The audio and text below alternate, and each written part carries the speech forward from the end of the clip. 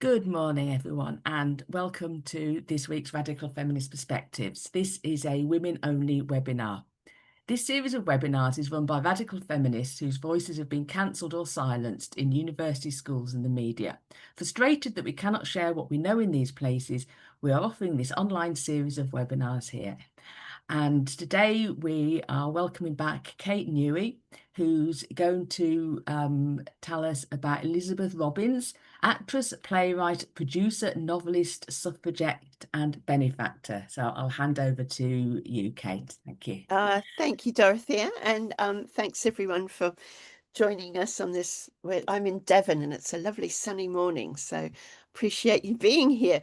And I'm going to talk about Elizabeth Robins. I think I might have mentioned her a bit before in talking about suffragette theatre, but I thought she, and particularly some of her networks and relationships with other women, was worth another closer look. She also wrote two really interesting plays, one of which, particularly in the UK, is possibly of some contemporary interest, as it deals with disability and infanticide. And just to say, I am going to talk about a play in which there is enacted or is strongly suggested infanticide by a mother of her disabled child.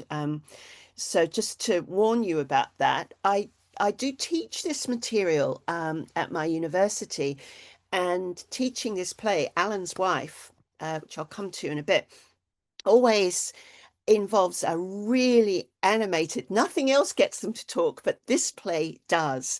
So I think it's still dealing with issues that as women and trying to think as feminists can be quite tricky. But this is Elizabeth Robins.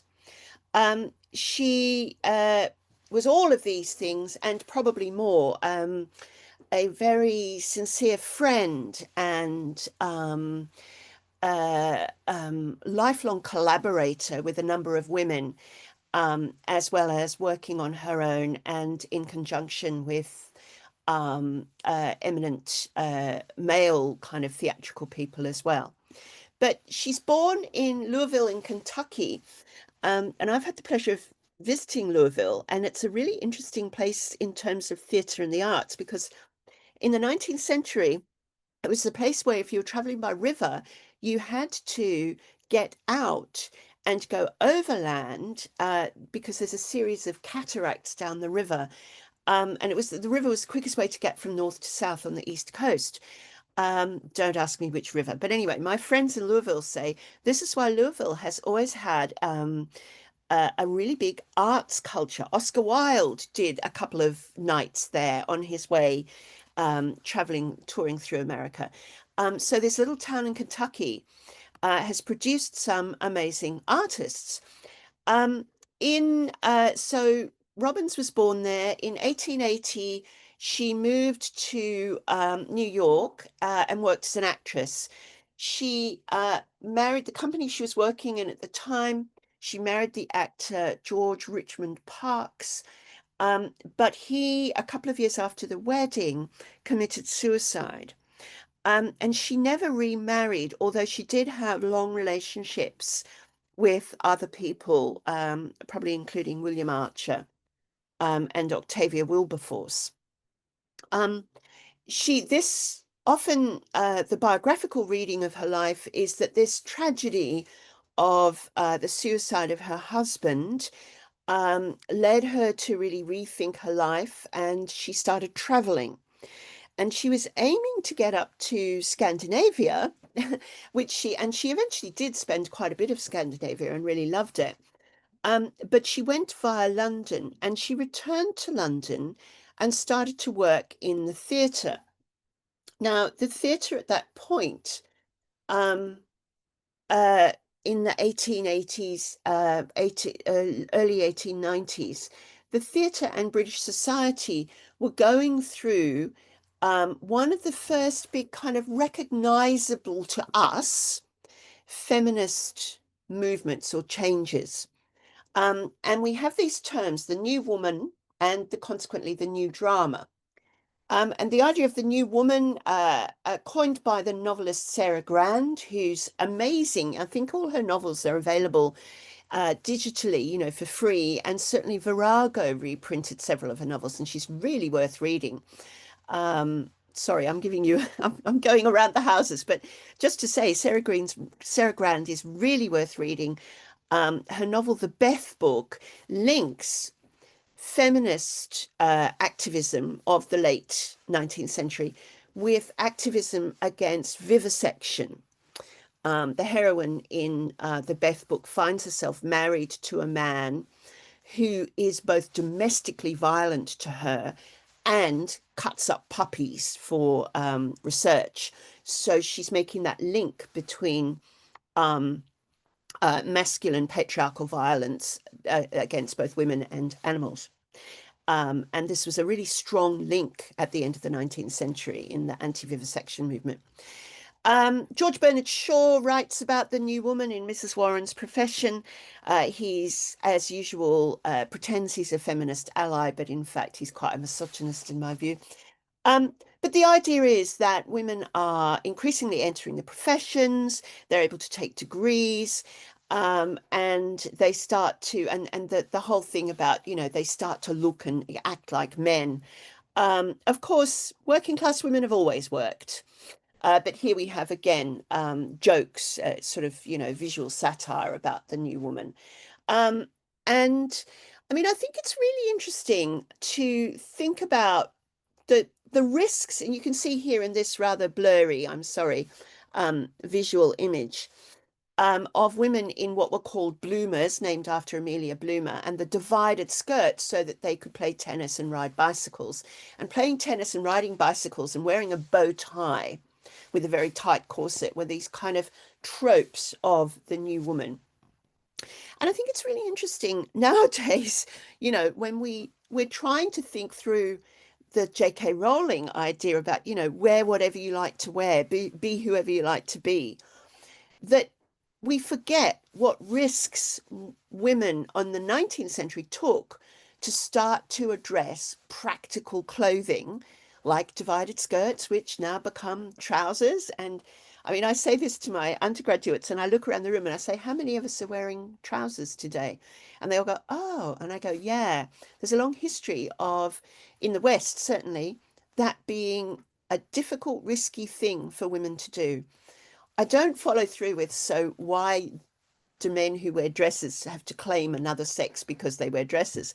But I just let that drop for them, and hopefully some of them will make those connections. Anyway, again, that's another, sorry, I'm going all over the place this morning. But the new drama was about trying to make a theatre that started to look more real on the stage. People were sick of the overblown, over the top melodrama and spectacular, ships sinking on stage and volcanoes exploding and all sorts of things. And they wanted to try to have the drama of everyday life. So that the person that probably we know most about from this is a Norwegian playwright called Henrik Ibsen, who wrote Hedda Gabler, Doll's House. And Doll's House is about a woman leaving her supposedly happy marriage, where she is treated like a doll in a doll's house, and she leaves her child. And the play finishes, sorry, I'm giving away the ending here, but the play finishes with the sound of the front door closing. And that is Nora, the kind of main protagonist, the heroine of Doll's House, leaving her marriage, her house, her child, to find out who she really is as a person, because she says she can't be a proper mother unless she knows who she is. So one critic talked about the slamming of the door at the end of Doll's House echoing across Europe. The other idea of the new drama was that it could be a drama that was sort of serious, that it wouldn't necessarily make money. It wasn't attuned to the commercial demands of the commercial West End. And the commercial West End, much like the commercial West End of today or Broadway, those big international theatrical centres with an array of musicals. You know, you go to the theatre to have a really good time. The people who were espousing the new drama wanted to have theatre that investigated the serious issues at the end of the 19th century in the way that novels were doing. The other interesting thing about this period for women is that if you tabulate, and I have done this in my nerdy day job, um, uh, I've tabulated the work of around about 500 women who wrote plays across the whole of the 19th century. And if you look at the percentages, by the 1890s, you have the highest percentage of women entering the theatre as a profession as writers. They start to see the theatre as a place where a female voice can be really present and, you know, really disseminated to lots and lots of people every night. And I think it's a very interesting trend. And when I last spoke about the suffragettes, what we see there is the way that they pick up theatre and performance as a really effective way of being able to get lots of people really interested. Because, of course, the theatre is a communal experience. We sit in a large room with between, I don't know, I was at the theatre last night, and I think there were like 300 in the house. But the big West End theatres accommodate, you know, up to a couple of thousand people. And you're going through something quite emotional. You know, the theatre is about pulling at our feelings in a really concentrated period of time, 2 hours, um, in in the same space as several hundreds or several thousands of other people. So it's a really quite it can be quite what we might call affective event. It can get people quite engaged and involved in a really communal way. Now, people don't go to the theatre, see some play about injustice, and go out on the streets and, you know, barricade the Houses of Parliament or whatever.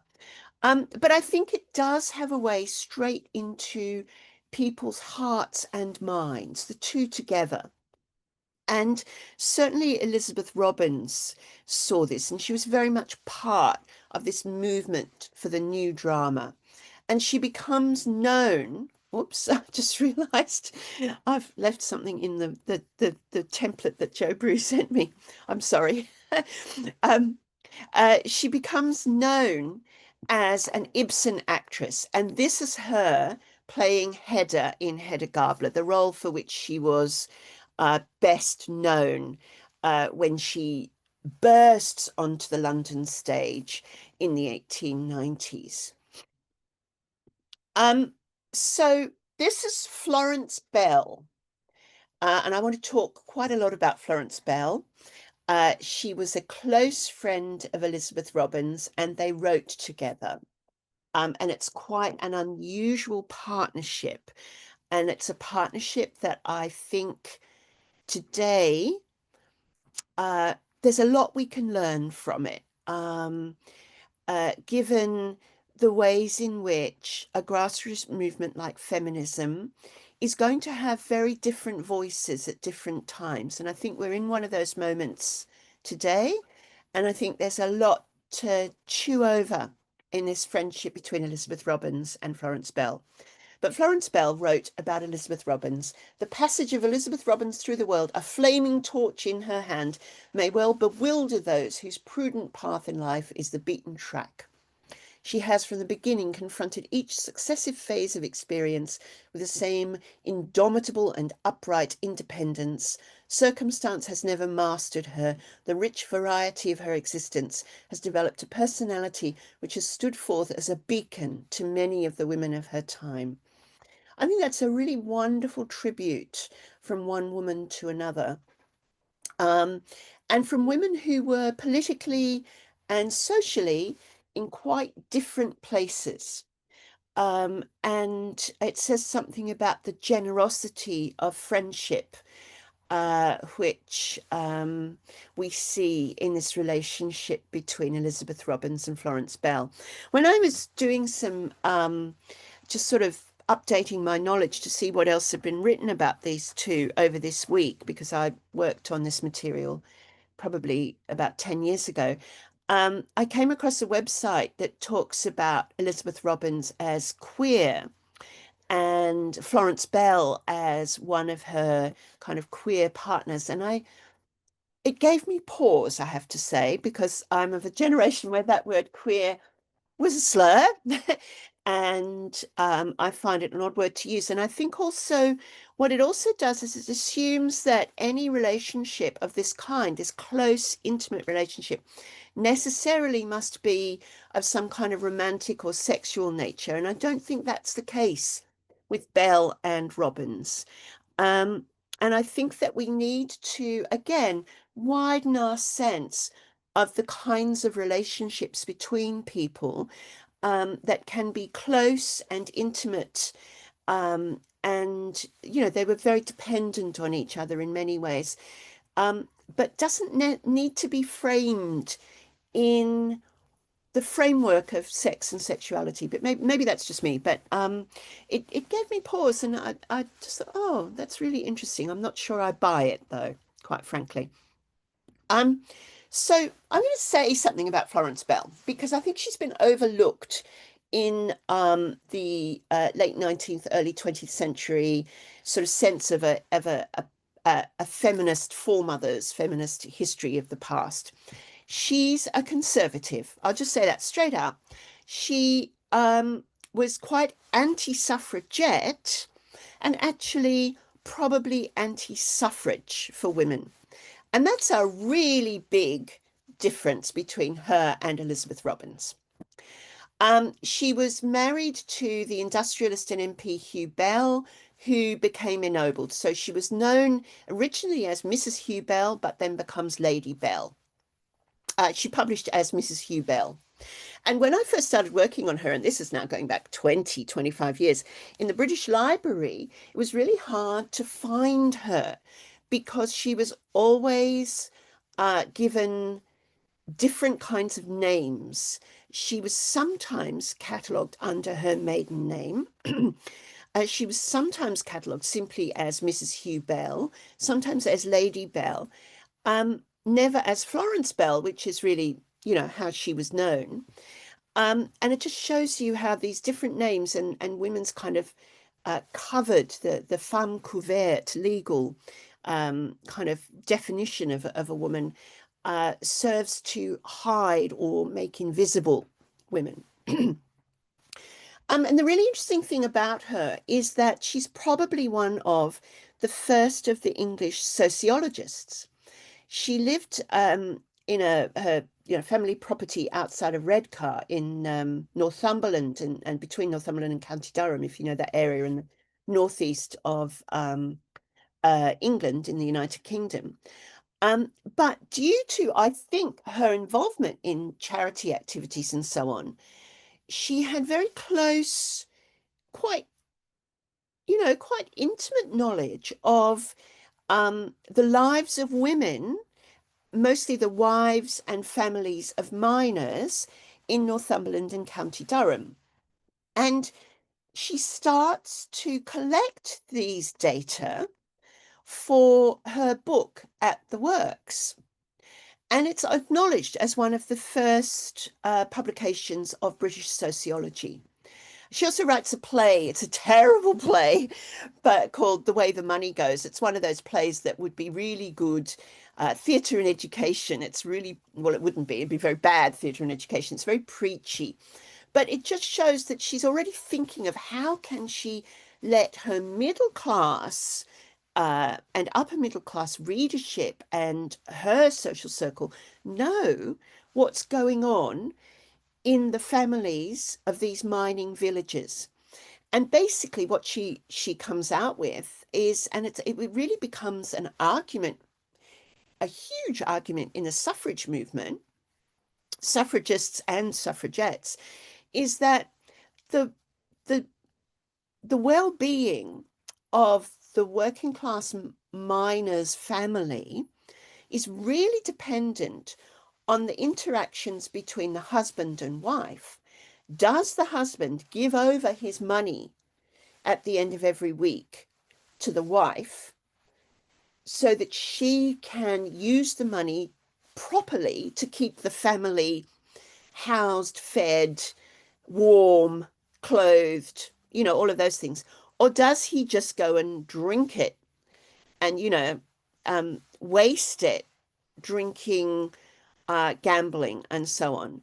And this is an argument that the suffragists and the suffragettes used, that working class women had to manage family money, but they had no rights to that family money.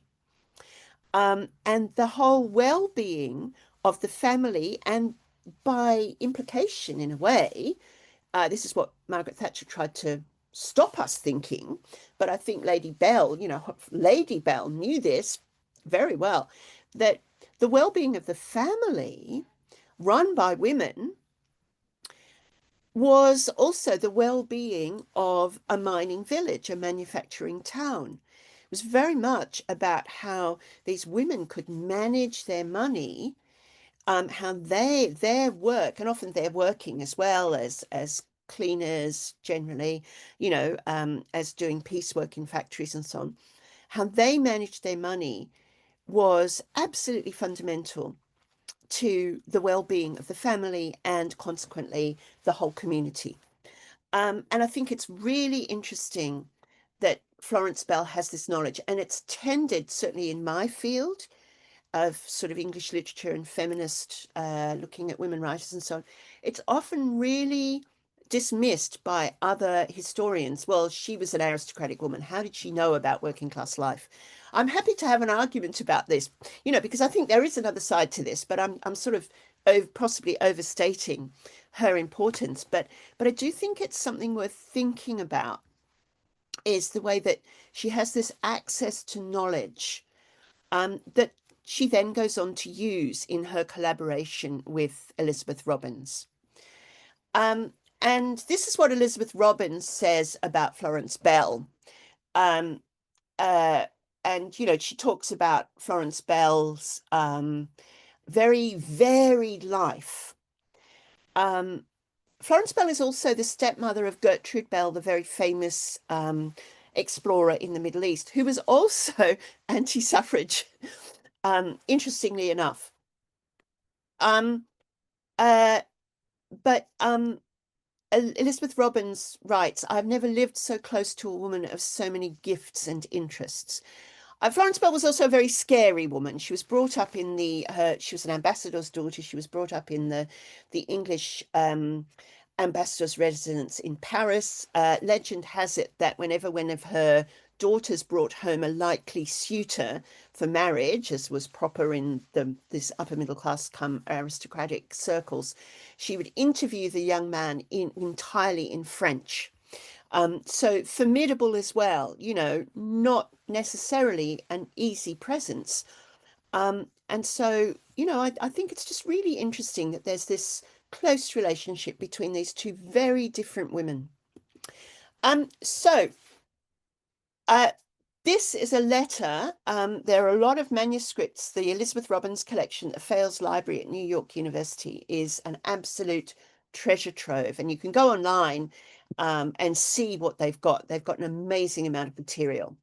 But what I spent a whole summer delving into the correspondence between Elizabeth Robbins and Florence Bell. And what really comes out of that is that Florence Bell lived in a gilded cage, and you think, oh, poor her. Yeah, and there is that, she was the mother of a big family. She ran the household.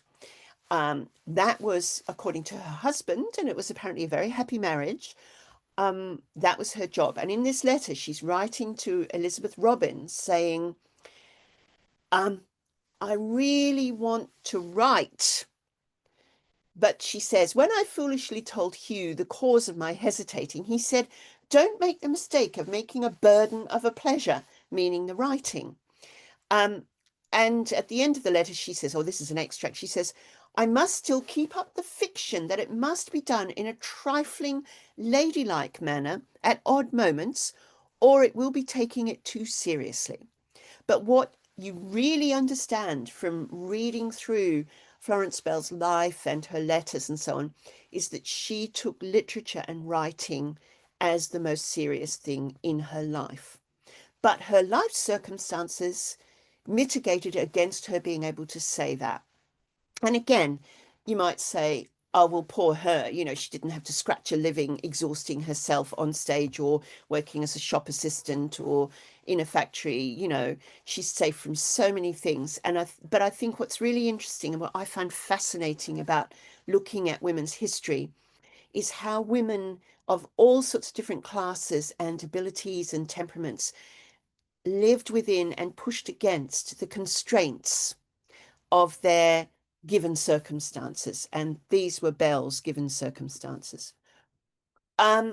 So she also, her house in Redcar was a sanctuary for Elizabeth Robbins. And Angela John writes about this and speaks about it on a podcast about Elizabeth Robbins, really movingly.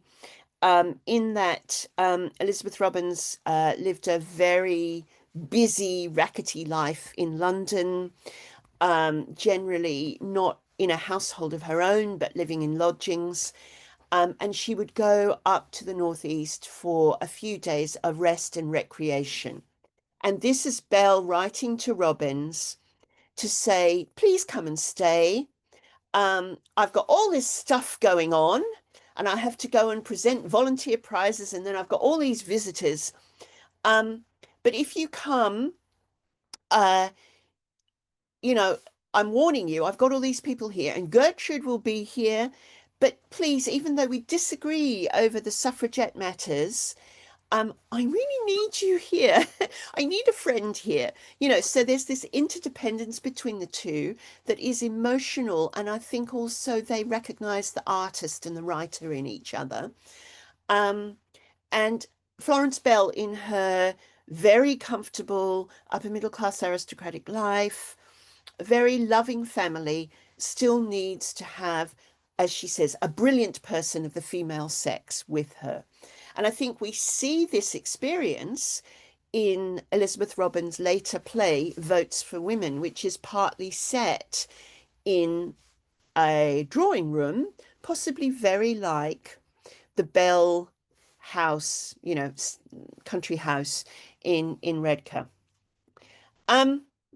So Bell and Robbins collaborate on a play called Alan's Wife. And it is adapted from a Swedish story by Eileen Amin called Befriad. And you can see that. I don't know. Hopefully you can see where my, pointer is. That's the name. I don't speak Swedish, but I gather it means something like freed or released. And it's a short story. And there's this long correspondence between the two of them about writing it. So Bell is drafting the first draft, and she says, it's 9:15 a.m. I've ordered the dinner. I've set my husband and my household and my infants going. I've hung a label with engaged on the library door, and now I'm going at Befriad and won't say another word to you till it's done. And then she's saying, the draft is done, it's copied. And then there's loads of questions about the draft. What do you think? I've made amplifications, Mr. A, and that's William Archer, and so on and so forth.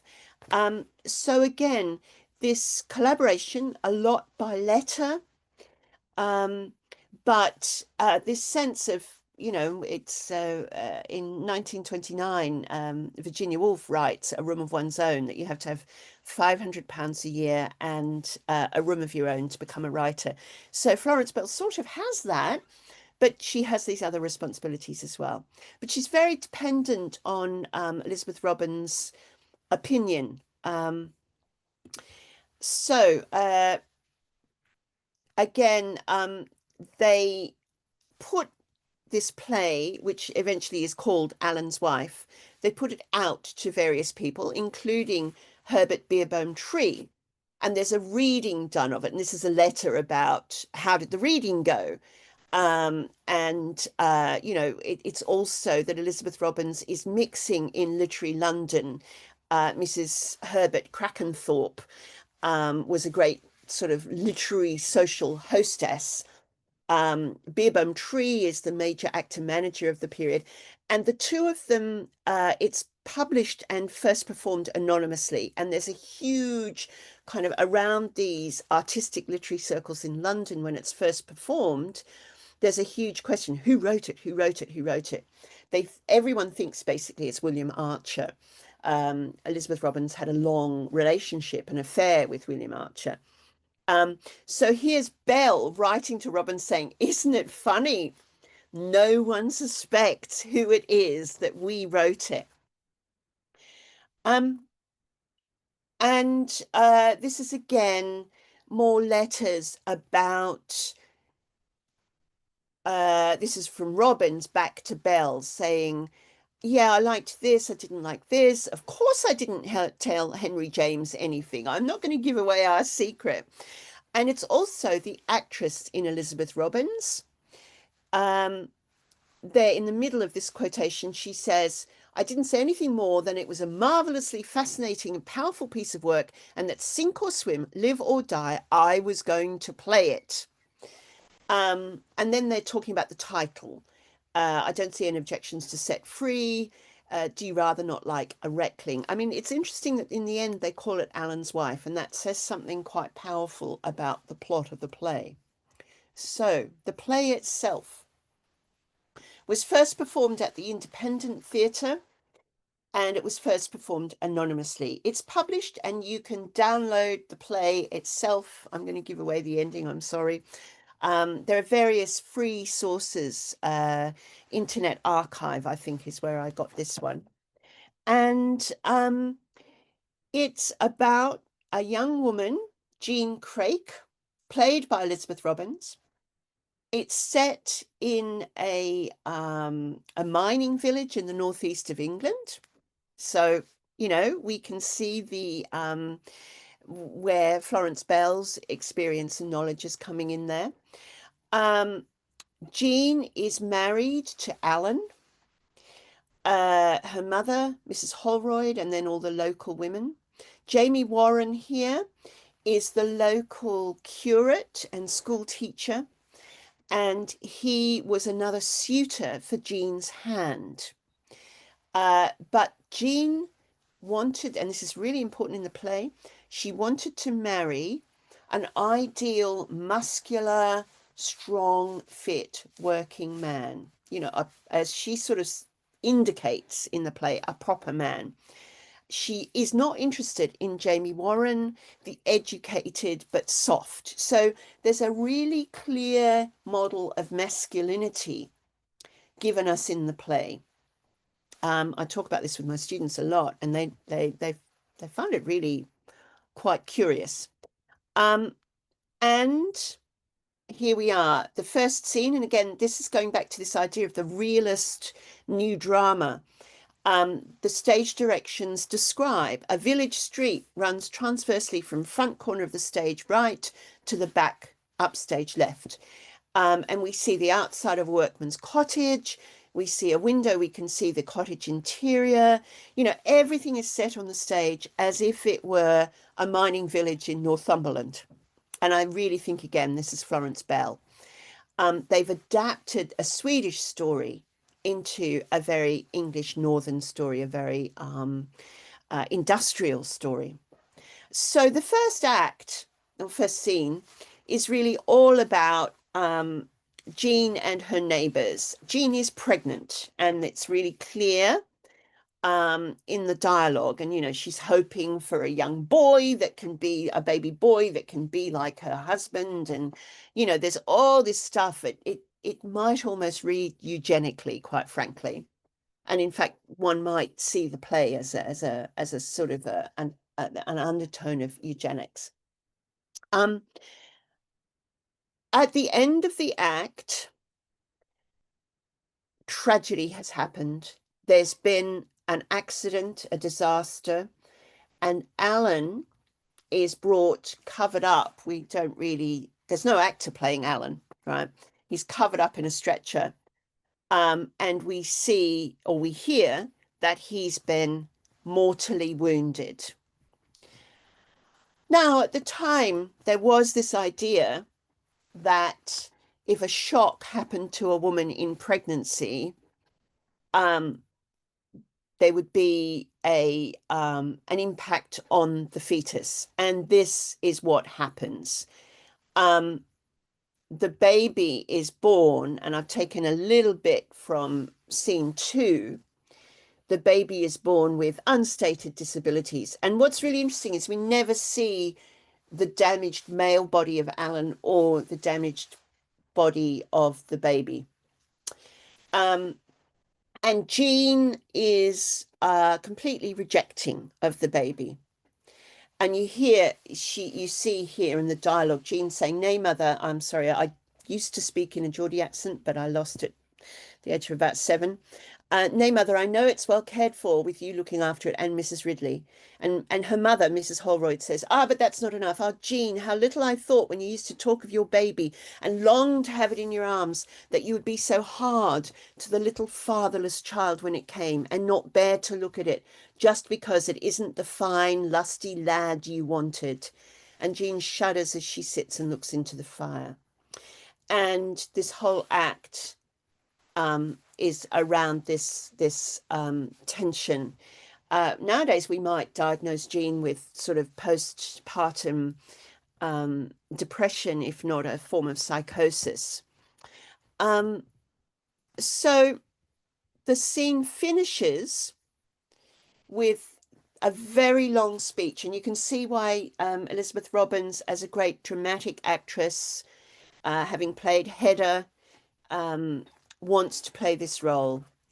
There's a lot of text on the page, but I'll try and pick out the really bits. She's bowing her head over the cradle, and she says, "Baby, I'm frightened. Listen, I don't know what to do. Do you want to live? Tell me, shall you ever hate me for this horrible gift of life?" And then with wide vacant eyes, "Oh, I seem to see you in some far off time, your face distorted like your body, but with bitterness and loathing, saying, 'Mother, how could you be so cruel as to let me live and suffer? You could have eased my pain. You could have saved me this long martyrdom when I was little and lay in your arms. Why didn't you save me? You were a coward, a coward.'" And then the dialogue goes on, and this is obviously a kind of voiced internal monologue with Jean saying how easy it would be just to smother the child. And in fact, and she ends, well, this is part of the speech, but at the bottom of the page here, "Darling, it will be so easy. You'll never know. It will only be that you'll go on sleeping until you wake up in heaven." And indeed, she does smother the baby. This is the point at which my students erupt. And I'll go on to talk a bit about that if there are any questions. The third act is, again, a tour de force of writing and performance. The third act, Jean does not say a word until this very final, and I'm giving you the final speeches. It's all, and they specify that the lines that they give to Jean are what she's thinking, but she doesn't say anything. So for most of the final act, when she's in prison and facing being hanged for infanticide, it's never stated, but it's implicit, it's very clear. She's facing the death penalty. And her whole family, Jamie Warren, the person who loves her, her mother, Colonel Stewart, the local kind of magistrate, all of them are saying, "Just tell us why you did it. Tell us why you did it. Were you, and they're all saying, "You were obviously in some postpartum psychosis. You weren't in your right mind. There are all sorts of excuses for you killing your baby. Just tell us and you won't have to die." Jean refuses all of this. And she says, but the final speeches, and this is where she finally speaks, Jamie Warren says, Jean, listen to me. Tomorrow you are to appear before your Maker. Confess your crime. Lay down your burden before the throne of God. And then Colonel Stewart says, you took the life of your baby because you hadn't the courage to bear the sight of its misfortunes. And the final speeches are about Jean's notion of courage. I hadn't courage. I've had courage just once in my life. Just once in my life, I've been strong and kind. And it was the night I killed my child. And then, the final speech. You don't think I could live after this? I had to do what I did, and they have to take my life for it. I showed him the only true mercy, and that's what the law shows me. Goodbye, mother, goodbye. And that's the final speech. Now, this is where my students, as I say, erupt. But I think what's going on here in many ways is, yes, it's a very shocking murder, infanticide, and we might now read it as a kind of eugenics. We know that eugenicist thinking was around this time, and it's very mixed up, actually, with a lot of late 19th, early 20th century, what we would recognize now as kind of feminist thinking and activism. But I think what I would say here is that what Bell knows is, and Robbins knows as well, there's a lot of talk about Robbins' affair with William Archer, that she actually became pregnant by him and had to deal with that pregnancy, and either it was an abortion or a child who was raised elsewhere, although Angela John thinks the latter is unlikely. But Elizabeth Robbins had to deal with her own fertility. Florence Bell knew what could happen in families with this kind of disaster when there is no welfare state. There's no safety net except charity for the so-called deserving poor. And Jean starts the play very clearly with this idea of very fixed gendered sex-based stereotypes of what the woman does and what the man does. And in a way, she's failed. Her husband has died, and she has given birth to a disabled child who is not, in her view, the perfect child that she should have given birth to, being the perfect wife. Now, we, 100 years later, can very easily go to town on criticizing that. But I do think we have to have some historical sympathy and imagination for understanding what Bell and Robbins are offering us here, which is they're exploring the very difficult decisions that female fertility, that very heavily gendered sex stereotype roles put women into. And maybe I'm special pleading for this play, and maybe it is just a eugenicist play that is really vile about disability. But I think what they're doing is they're offering us an opportunity for debate about these very issues. And they're using ordinary female life circumstances to do that. And I think that's really important at this point. It's also interesting that this play would never have made it onto the commercial West End stage. It would have been censored. It would have been banned, which is why it was performed in a so-called private theatre club. Critics who saw it, nevertheless, criticized it, and there's quite a wide, for a private performance, it's reviewed in every major journal of the time. It's talked about as a sort of a charnel house. It, according to the theatre, or A.B. Walkley, and any of you in Australia will know there's a journalism award named after Walkley. He thinks it's a play that ought never to have been written. I mean, I think this is quite an extreme view. Art should enable anything to be said and done on the stage in art. I mean, I'm really kind of a no holds barred about that. And the major theatre journal talks about it as too pitiless, that it's set outside the boundaries of art. And then they also say Elizabeth Robbins' performance was absolutely imperative. While she was on the stage, it was impossible to call in question the reasonableness of her actions, i.e. as Jean. I think that's really fascinating. And I'm going on too long. I'm going to quickly move to Votes for Women, which I've talked about before, but I just wanted to place it in this context, particularly of the experience of Robbins moving between two worlds, the sort of upper middle class world of Florence Bell and the hurly-burly of suffragette activism that we get in Votes for Women. And I'll very quickly talk about Votes for Women. And again, Elizabeth Robbins writes Votes for Women, but she's in constant contact with Florence Bell about it. So this is Bell to Robbins saying the play is admirable.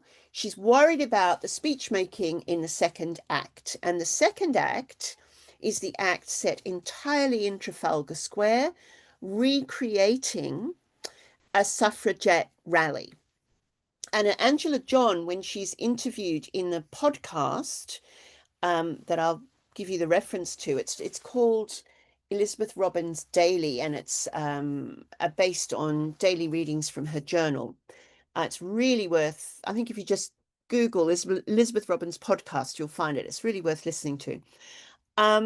Angela John talks about being at a student production, where they made the audience part of the Trafalgar Square crowd. But interestingly, and this is again, Bell then sends Robbins 3 typed pages of commentary on the play.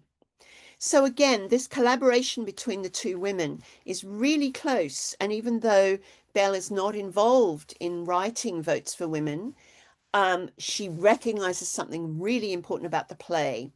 And I'll just come to the final bit that Bell writes. I should have thought that the situation up against which we must be thrown in the last act is that Vida, its main character, realizes that this is her big chance for women. Her own destiny, any one woman's, are nothing to her in comparison with what it is possible she may now be able to do for all women. And what happens in the play is Vida gives up the opportunity to marry the man she's always loved, and in fact had had an affair with and had had to terminate a child by.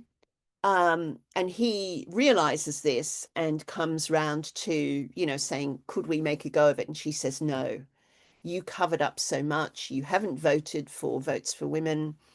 I'm not interested in my personal happiness against the work I can do for all women.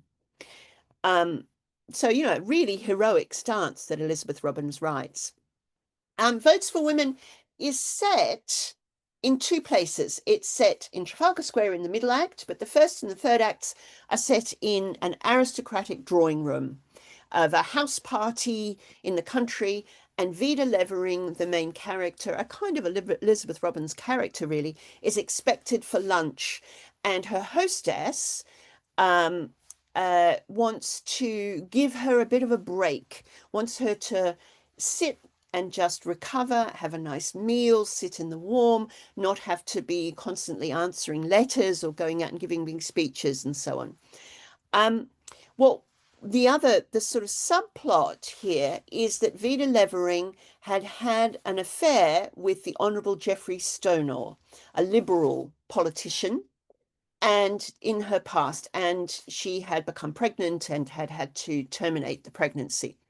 Geoffrey Stonor is looking at marrying Ernestine Blunt, a very young woman who is sort of really kind of, light and happiness and has led a very sheltered life. Ernestine and Vida meet and talk, and Vida is obviously completely charismatic character. And so Ernestine says to Geoffrey Stonor, I want to go to the rally. Let me hear her speak. And she is completely taken by Vida, and in the end decides to join the cause. So Geoffrey Stoner is left alone at the end of the play, which I think kind of serves him right.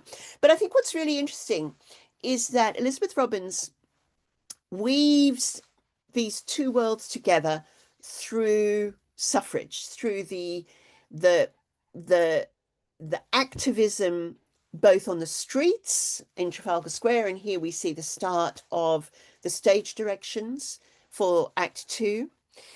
And so she's weaving together the street activism that we know, we're very familiar with that from the suffragette cause, and the political and the personal in the way that private lives and public lives intersect in the lives of aristocratic women. And it's really interesting. There's quite a few historians who work on this and talk about the way that aristocratic women were expected to take this role in the politics of their time as hostesses, as introducing the right people to the right people, as smoothing the way for people to talk to each other in the sort of political drawing room, if you like. And Elizabeth Robins sees this in her visits to Florence Bell's home in Redcar, and writes that into. So we really get a sense, I think, of that 70s. I remember in the 1970s, the slogan, the personal is political. And we see this in this play.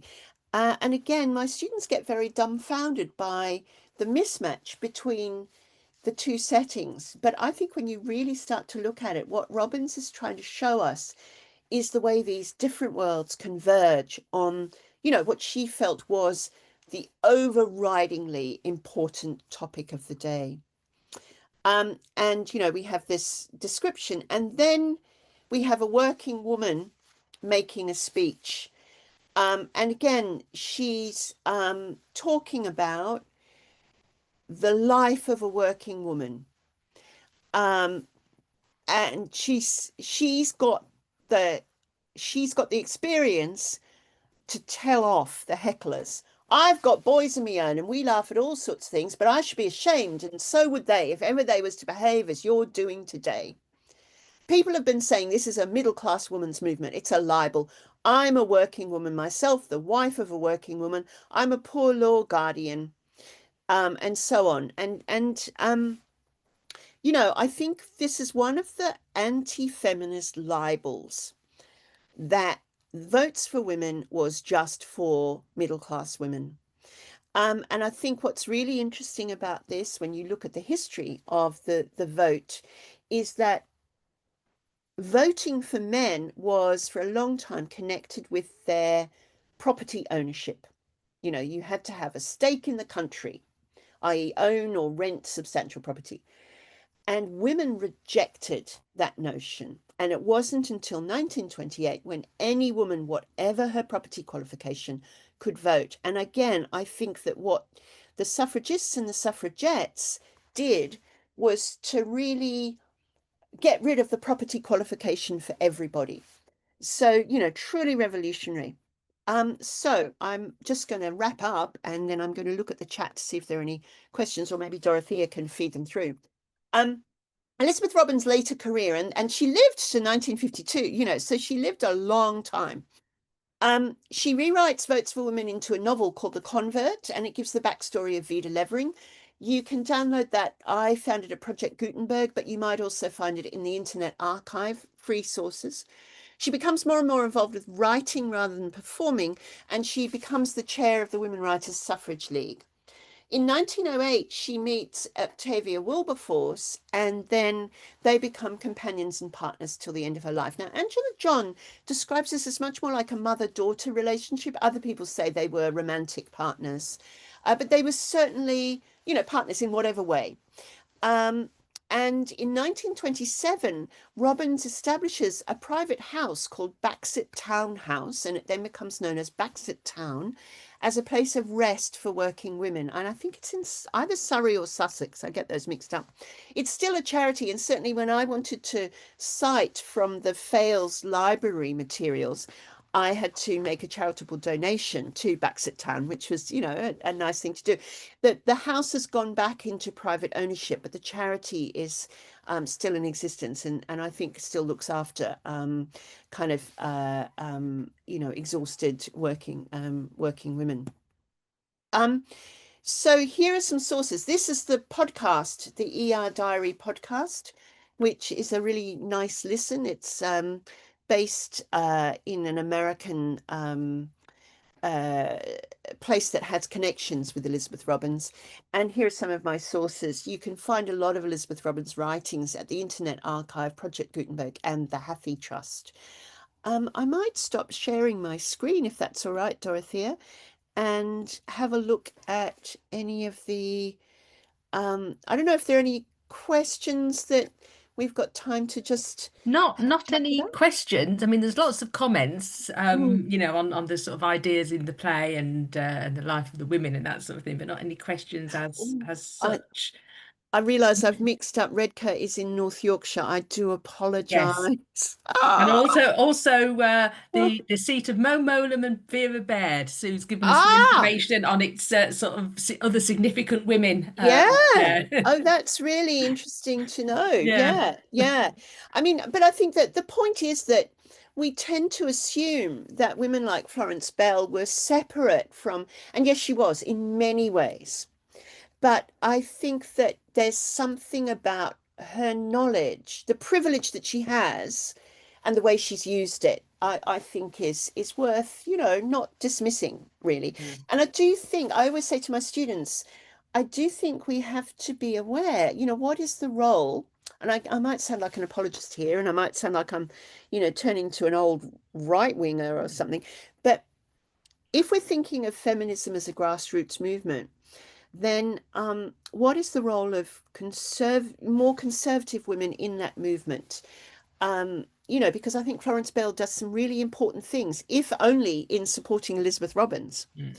Um, and I think it's not necessarily a question that one wants to find oh, yes, well, they should be part of the feminist movement, but it's a question that makes you think about how we conceive um, the history of feminism. And I'm always with my students saying, don't assume that only the stuff that looks like our version of feminism is what's important. You know, and I think this relationship between Robbins and Bell is a really good example. I was also a bit shocked when I realized that Gertrude Bell was also anti-suffragist, and because, you know, she's seen as one of the kind of female pioneer explorers and writers in the, you know, in giving us information about the Middle East. So, yeah, thank you, everybody.